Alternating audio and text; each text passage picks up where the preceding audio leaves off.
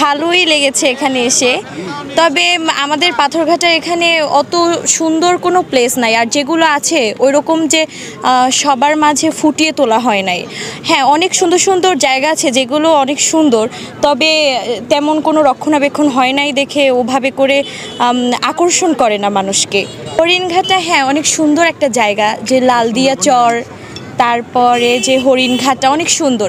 এগুলো যদি একটু আরও সুন্দর করা হয়, আরও যদি একটু উন্নত করা হয়, তাহলে মানুষ আরও এইদিকে আসার আগ্রহ প্রকাশ করবে, যে মানুষকে অনেক টানবে এইদিকে।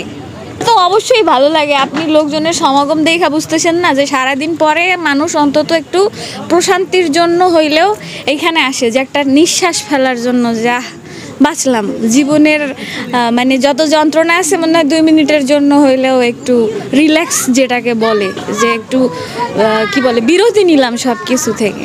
আসলে আমাদের পাথরঘাটাটা অনেক সুন্দর। আমাদের পাথরঘাটার যে পরিবেশটা, এই যে নীলিমা পয়েন্টের যে পরিবেশটা যেভাবে হয়েছে, সৌন্দর্যটা যেভাবে একটা আসছে, কার্যক্রম আসছে, আমরা যদি এইটা পরিবেশটা রক্ষণাবেক্ষণের দায়িত্ব সবাই পালন করি, ইনশাআল্লাহ আমাদের পরিবেশটা যেন আমরা ধরে রাখতে পারি, যে সৌন্দর্যটা পরিবেশ যেমন বর্জ্য ময়লা এগুলো ফেলাই যেন নষ্ট না করি।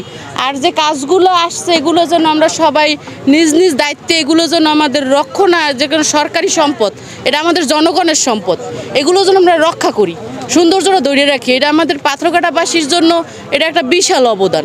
না, এটা হলো অ্যাকচুয়ালি আমাদের নিজস্ব এলাকার আর কি। যেহেতু আমি লেমোয়ে থাকি, পাথরঘাটা আমার উপজেলা, সেক্ষেত্রে এখানে পরিবেশটা খুবই সুন্দর। পাথরঘাটার পরিবেশ এবং সব মিলিয়ে ঝিলিয়ে খুব সুন্দর লাগতেছে আর কি।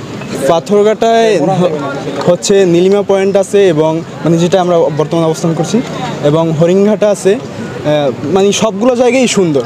যেহেতু একটা স্পট ঘোরাফেরার, সেক্ষেত্রে এখানে কিছু সমস্যা আছে। যেমন এখানে এই যে পরিবেশ, বিশেষ করে গরু ছাগল এখানে বেঁধে রাখা হয়, যার ফলে তাদের প্রস্রাব পায়খানা এগুলো এখানে হয়। এরপরে নদী যেহেতু আশেপাশে, এখানে মানুষ ট্রলার রাখে, বিভিন্ন প্লাস্টিক, এরপরে পলিথিন, এগুলো দিয়ে এই যে পরিবেশটা মানে দূষিত করে। এবং এখান থেকে অনেক দূর দূর থেকে এখানে মানুষ আসে ঘোরাফেরা করার জন্য। এখানে একটা রাস্তা দীর্ঘদিন যাবৎ এখানে রাস্তাটা পড়ে আছে, খোয়ার ফালাইয়া রাখছে, কিন্তু এখন পর্যন্ত রাস্তাটা কবে কি হবে এরকম কোনো নিশ্চয়তা নাই। আমরা চাচ্ছি যে মানুষের সুবিধার জন্য, এবং যেই সকল মানুষ এখানে আসে ঘোরাফেরার জন্য, তাদের সবার সুবিধার জন্য রাস্তাটা খুব দ্রুত সংস্কার এবং পরিপূর্ণ করলে আরও যারা ঘুরতে আসে তাদের সুবিধা হবে।